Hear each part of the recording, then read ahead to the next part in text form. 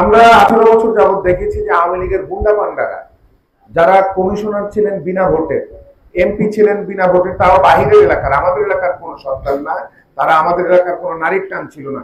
ঈদ হয়েছে দেশের বাড়িতে গেছে, এলাকায় ঈদ করে নিলাম, ঈদের সরকারি ছুটি পেয়েছে, দেশের বাড়ি গেছে, এলাকার মানুষের সাথে ছুটি কাটায়।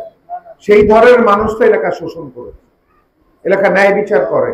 আজকে যেটা আমি ছোটবেলা থেকে শিখেছি আমার পরিবার থেকে, আমি সবসময়, আর বিশেষ করে আমার ছোট থাকলেও কিছু কিছু স্মৃতি তো থেকে যায়, মনে পড়ে। আমি আমার দাদাকে দেখতাম যে আমাদের লাল মসজিদের হুজুরকে প্রায় ডেকে আনতেন। আমাদের একটা করিডোর ছিল, করিডোরে বসে আমার দাদা অনেক কিছু আলোচনা করতেন। আমি আমার বাবাকে দেখেছি যে এলাকার সমস্যা কোনোটা উনি শুনেছেন, কোন এলাকার মানুষ তাকে গিয়ে বলেছেন, সে ওই এলাকার, অত্র এলাকার সকল মুরব্বীকে দাওয়াত দিতেন, ওই এলাকার বড় বড় ওলামা ইকরাম যারা ছিলেন তাদেরকে দাওয়াত দিতেন, এলাকার মানুষের কথা শুনতেন। শোনার পরে দলীয় নেতা কর্মীকে ডেকে ওই যে ঐক্যবদ্ধ একটা সিদ্ধান্ত দিতেন মুরব্বীরা, সেটা উনি বাস্তবায়ন করতেন। এবং আমি মনে করি সেটাই সঠিক পন্থা। আমরা যদি সমাজে বিভিন্ন যে ব্যাধি আছে, যে আপনার আজকে কিশোরগায় একটি বড় সমস্যা আমাদের কন্যা সন্তানদের জন্য, আমাদের মা বোনদের জন্য, আজকে মাদক এলাকার কোনায় কোনায় রাস্তায় মাদক বিক্রি করে রাত হলে, সন্ধ্যা হলে, সেটি যদি আমরা নির্মূল করতে চাই, আজকে আমরা বিভিন্ন রাস্তাঘাট, আমাদের গ্যাস পাচ্ছি না, আমরা পানি পাচ্ছি না, বিভিন্ন সমস্যায় যে জর্জরিত, এইগুলি যদি আমরা সমস্যা সমাধান করতে চাই, সবার আগে আমাদের সমাজ ব্যবস্থা, শাসন কিভাবে হবে সেটা ঠিক করা প্রয়োজন। এবং আমি চাই যে এলাকার মানুষের, যে বাংলাদেশ সরকার যে ক্ষমতাটা দেয় নেতৃবৃন্দের কাছে, সেটা আমি আমাদের এলাকার মানুষের কাছে, আমাদের মুরব্বীদের কাছে, আমাদের এলাকার মা বোনদের কাছে, আমি এলাকার ওলামা ইকরাম যারা আছে তাদের কাছে সেই ক্ষমতা আমি ফিরিয়ে দিতে চাই। এটা আমি আমার দলের কোন নেতা কর্মী বা যে কেউ রাজনৈতিক দলের নেতা কর্মীদের হাতে সেই ক্ষমতা থাকুক এককভাবে, সেটা আমি বিশ্বাস করি না, সেটা আমি চাই না। আমি মনে করি আমার নেতা, যার নেতৃত্বে আমি দীর্ঘ 18 বছর সংগ্রাম করেছি আপনাদের আমাদের বিভিন্ন দাবি আদায়ের জন্য, আমি মনে করি জনাব তারেক রহমান, বিএনপির ভারপ্রাপ্ত চেয়ারম্যান, উনিও একইভাবে, উনি বারবার ওনার বক্তব্যে বলেছেন যে জনগণের ক্ষমতা জনগণকে ফিরিয়ে দিতে হবে। এবং আমি মনে করি যে এই পন্থাটি সবচেয়ে সঠিক পন্থা, যে প্রত্যেকটি মহল্লায়, প্রত্যেকটি এলাকায় পঞ্চায়েত কমিটি, সামাজিক সংগঠনের যে কমিটি হচ্ছে, তাদেরকে সব, এবং তার পাশাপাশি সকল শ্রেণী পেশার মানুষকে এক টেবিলে এনে এলাকার সমস্যার বিষয়ে আলোচনা করতে হবে। এবং সেই আলোচনার মাধ্যমে যে সমাধানগুলো, উপায়, যে সমাধানের উপায়গুলি চলে আসবে, সেইভাবে আমাদের রাজনৈতিক দলের নেতা কর্মীরা এলাকার সমস্যার সমাধানে বাস্তবায়নে কাজ করতে হবে এবং সেখানে কর্মরত হতে হবে। আমি আরেকটা কথা বলতে চাই যে আমরা বাংলাদেশে কোনো নির্বাচিত জনপ্রতিনিধি নাই, আমরা এলাকার সন্তান, এলাকায় থাকি। আমাদের দীপু, আমাদের দীপু আনিসের সাথে যে এখানে দেলোয়ার মোহাম্মদ, এখানে এই এলাকার আর কে আছে জানি, যে আমাদের হ্যাঁ খোকা, রহিম, অনেকে আছে এখানে, আমাদের মহিলা দল অনেকে আছেন এখানে। ওনারা নিরলস ভাবে আমাদের এলাকার বিভিন্ন সমস্যার সমাধানে ওনারা কাজ করেছেন এবং কিছু সুফল আমরা, এলাকার মানুষ কিছু সুফল আমরা পাওয়া শুরু করেছি। অনেক বড় বড় সমস্যা, যেমন আজকে গ্যাসের সমস্যাটা জাতীয় সমস্যায় রূপান্তরিত হয়েছে। আমাদের মা বোনেরা সারাদিন চুলার সামনে থাকতে হয় এখন, তাই না? আবার দেখা যায় অনেক দিন আছে যে রাত্রে জাগতে হয়, যে দুমুঠো ভাত আমার সন্তানের জন্য, আমার স্বামীর জন্য, আমার বাবার জন্য, বাবার কন্যা সন্তানের জন্য রান্না করতে হবে। তারা দিন রাত পরিশ্রম করছে, গ্যাস পাচ্ছে। গ্যাস অফিসে গেলে কি বলছে, যে আমরা দেখছি বা আমরা চেষ্টা করছি, একটা সান্ত্বনা দিয়ে পাঠিয়ে দেয়। কিন্তু আপনি যদি গ্যাস বিল বন্ধ করে দেন, আপনার নামে পরবর্তী দিকে কিন্তু চিঠি দিবে, মামলা হবে। একইভাবে সিটি কর্পোরেশন, আমরা হোল্ডিং ট্যাক্স দিচ্ছি, বাড়ায় নিচ্ছে তারা। আমাদের রাস্তায় ল্যাম্পপোস্ট কাজ করে, আমাদের ড্রেন সিস্টেম নাই, আমাদের রাস্তাগুলি ঠিক মতো কাজ করে না। মুরব্বীরা এই রাস্তাটার কথা বলেছেন। সব সমস্যার সমাধান হবে যদি এলাকার মানুষ, এলাকার মুরব্বীরা, এলাকার মা বোনেরা, এলাকার তরুণরা যদি এক টেবিলে আসে, সেই সুযোগ যদি আমরা সকলে মিলে তৈরি করি, আমাদের এলাকার অনেক সমস্যা টেবিলে বসে সমস্যার সমাধান হবে। তাহলে আমাদেরকে ওই থানায় ঘুরতে হবে না, আমাদের অনেক সমস্যার জন্য কোর্টে ঘুরতে হবে।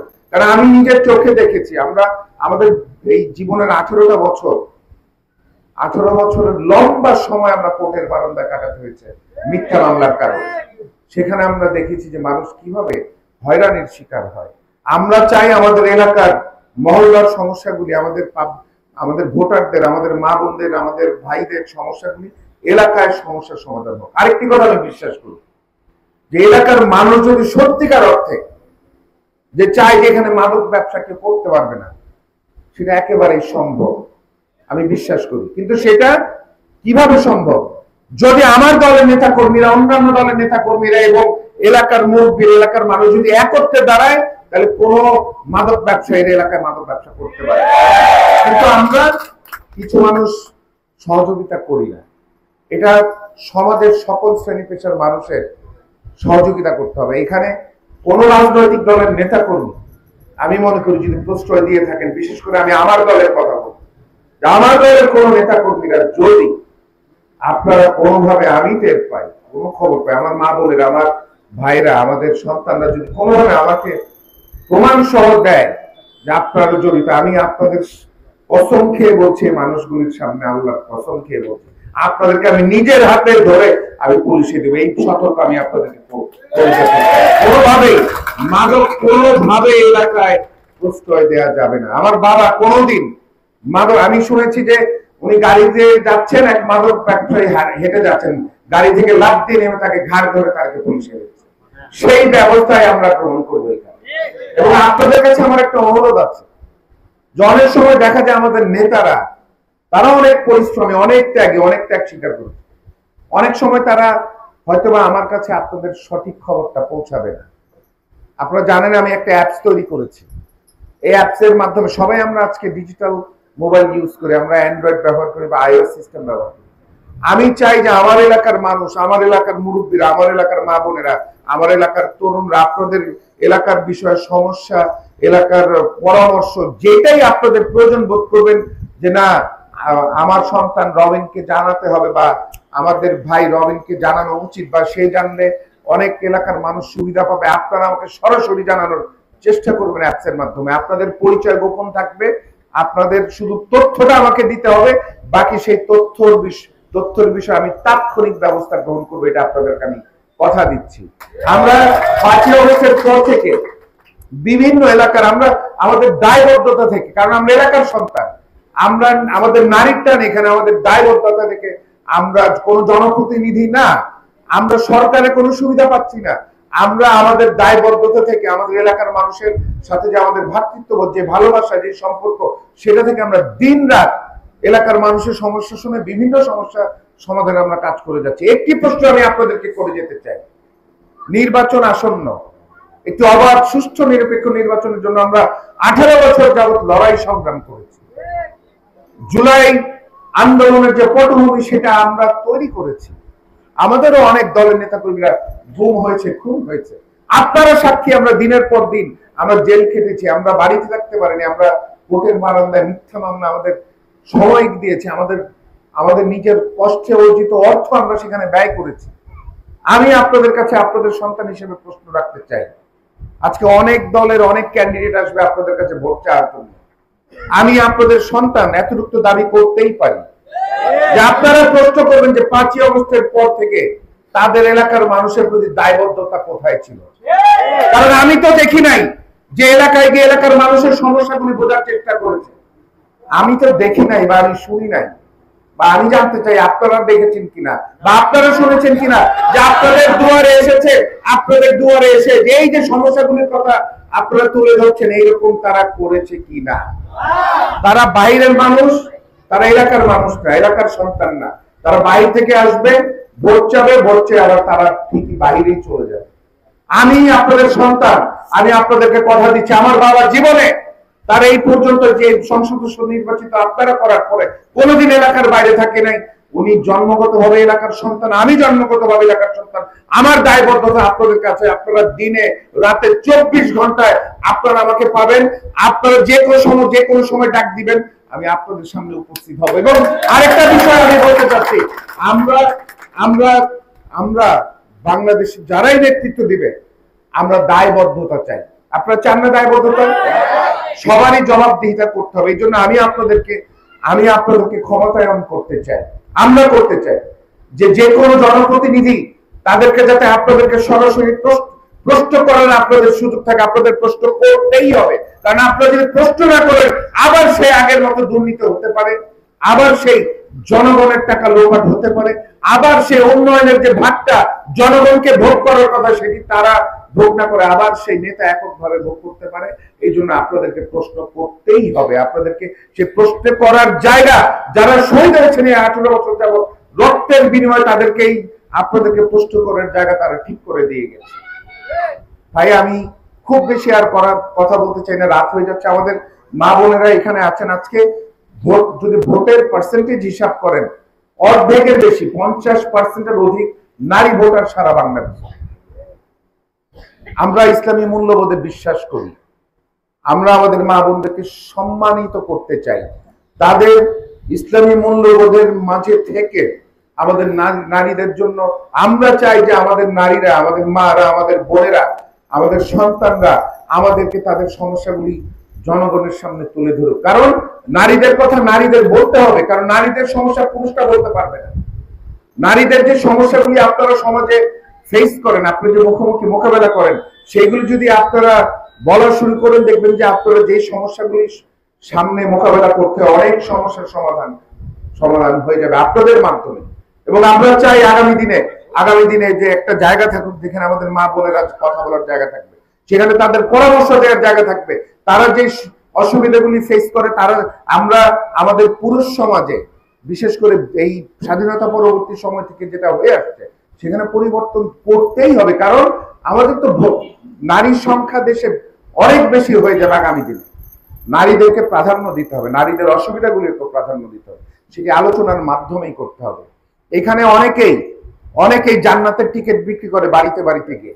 আমি আপনাদেরকে শুধু এতটুকু বলবো, হাদিসে আছেন,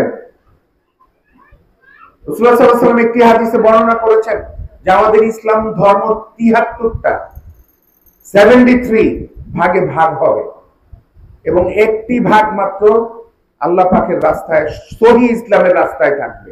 আমি এই কথাটি বলতে চাই আপনাদেরকে যে আপনারা এই কথাটি মনে রাখবেন। 73টি ভাগ হবে, শুধুমাত্র একটি ভাগ সহি ইসলামের পথে থাকবে।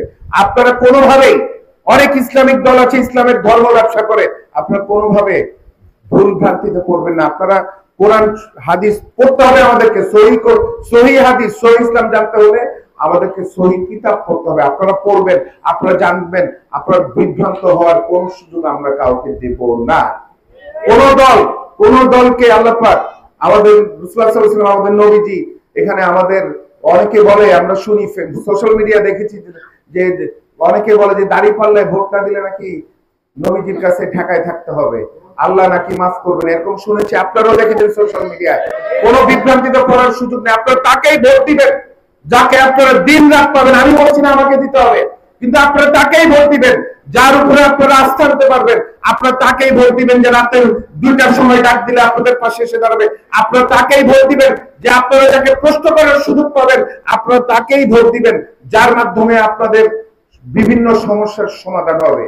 প্রিয় এলাকাবাসী, এই 18 বছর যা হয়েছে সেটির পরিবর্তন আমরা চাই, এবং সেই পরিবর্তন একমাত্র এলাকাবাসীর সহযোগিতা হওয়া সম্ভব। কোন রাজনৈতিক দলের নেতা এককভাবে এলাকায় সবকিছু করে ফেলবে, এটা যদি কেউ বিশ্বাস করে, এখনো সে বোকার স্বর্গে বসবাস করছে। তাই আসুন আমরা একসাথে কাজ করি। আমাদের এলাকার অনেক সমস্যা। আমি লিস্ট ধরে যদি বলতে চাই রাত হয়ে যাবে, রাত অলরেডি হয়ে গেছে, বক্তব্য দেওয়া শেষ করা যাবে না। সমস্যা অনেক। আমরা এলাকার মানুষকে ক্ষমতায়ন করতে চাই, আমি এলাকার মানুষকে ক্ষমতায়ন করতে চাই। সেখানে এলাকার মানুষ, সকল শ্রেণী পেশার মানুষ, সেখানে চেয়ার থাকবে, তাদের কথা বলার অধিকার থাকবে। সেখানে আলোচনার মাধ্যমে সমস্যার সমাধানের উপায় বের করবেন আপনারা, এবং যে উপায় বের করবেন সেই উপায়গুলি আমরা রাজনৈতিক দলের নেতা কর্মীর এলাকায় বাস্তবায়ন করবে। আমি আপনাদেরকে কথা দিয়ে দেব। তাই বক্তব্য আর বাড়াবো না। আমি আপনাদের সন্তান, আমি আপনাদের দোয়া চাই, আপনাদের সহযোগিতা চাই, এবং আমি এটাও চাই যে আমার দলের কোন নেতা কর্মী এলাকায় কোন অন্যায় অবিচার যদি করা শুরু করে, আমি চাই যে সরাসরি আপনারা আমাকে বলবেন, সেটা দেখার ব্যবস্থা আমি নিব ইনশাআল্লাহ। আপনাদের কথা দিয়ে যাচ্ছি। আমি অনেকক্ষণ ধরে বসে আছেন, আমি আপনাদের কাছে চিরঋণী, আমি আপনাদের কাছে চিরকৃতজ্ঞ। আমার পাশে যখন আমার এই মুরব্বীরা বসে, আসলে আমার মনে করি যে আমার বট গাছ আমার উপরে আছে, আমার বাবা আমার পাশে বসে আছে, আমার মা বোনেরা যখন বসে থাকে আমি মনে করি যে আমার মা বসে আছে, আমার স্ত্রী বসে আছে, আমার কন্যা সন্তানরা বসে আছে, আমাদের ছোট ছোট সন্তানরা যখন এখানে থাকে আমিও আমারও ছেলে সন্তান আছে, আমি মনে করি আমার ছেলে সন্তানরা আছে। তাই আপনারা যখন থাকেন আমি আপনাদের অনুভব করি, আপনাদের দোয়া, আপনারা আমার জন্য দোয়া করবেন। আপনাদেরকে ধন্যবাদ জানাই। আজকের মতো এখানে শেষ করছি। ধন্যবাদ। আসসালামু আলাইকুম।